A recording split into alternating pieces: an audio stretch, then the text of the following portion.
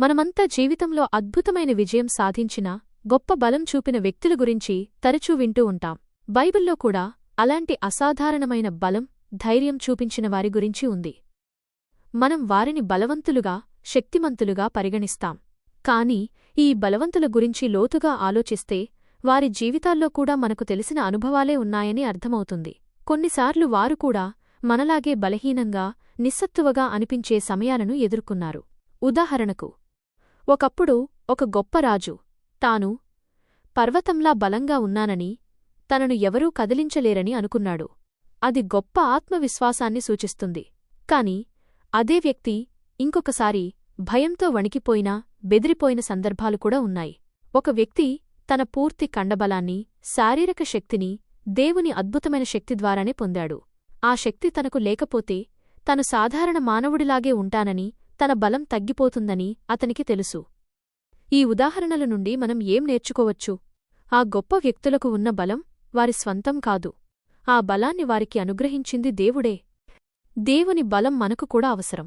దేవుని సేవ చేసిన అపొస్తలుడైన ఒక గొప్ప వ్యక్తి కూడా ఈ సత్యాన్ని అర్థం చేసుకున్నాడు. ఆయనకు శారీరక అనారోగ్య సమస్యలు ఉండేవి.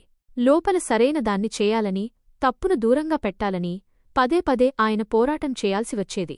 కొన్నిసార్లు తన జీవితంలో ఏమి జరుగుతుందో, ముందు ఏమి రాబోతుందో తెలియక భయపడ్డాడు. గందరగోళానికి గురయ్యాడు. ఆయన తన స్వంత బలం మీద ఆధారపడలేదు. దేవుడిచ్చే శక్తి తనకవసరమని ఆయన ఒప్పుకున్నాడు. ఆయన ధైర్యంగా ఇలా చెప్పాడు, నేను ఎప్పుడు బలహీనున్నో అప్పుడే బలవంతుణ్ణి. అది ఎలా సాధ్యమైంది?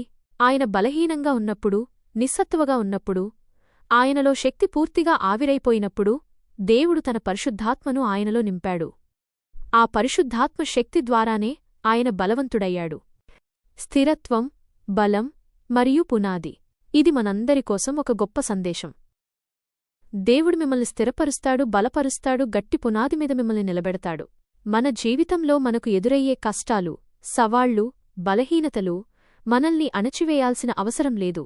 మనం ఆత్మవిశ్వాసంతో జీవించినా, నిస్సత్తువగా ఉన్నా, మనల్ని పైకి లేపగలిగే, మనకు శక్తిని ఇవ్వగలిగే మూలమొకటే ఉంది. అదే దేవుడు. మనం మన బలహీనతలను ఒప్పుకుని దేవునివైపు చూసినప్పుడు ఆయన మనకు అవసరమైన పరిశుద్ధాత్మ శక్తినిస్తాడు. ఆయన మనకిచ్చే ఆ బలం కేవలం కండబలం కాదు, అది మానసిక, భావోద్వేగ మరియు ఆధ్యాత్మిక బలం. ఆ శక్తితో మనం ప్రతి సవాలును, ప్రతి భయాన్ని, ప్రతి బలహీనతను అధిగమించగలం. కాబట్టి నిరాశపడకండి.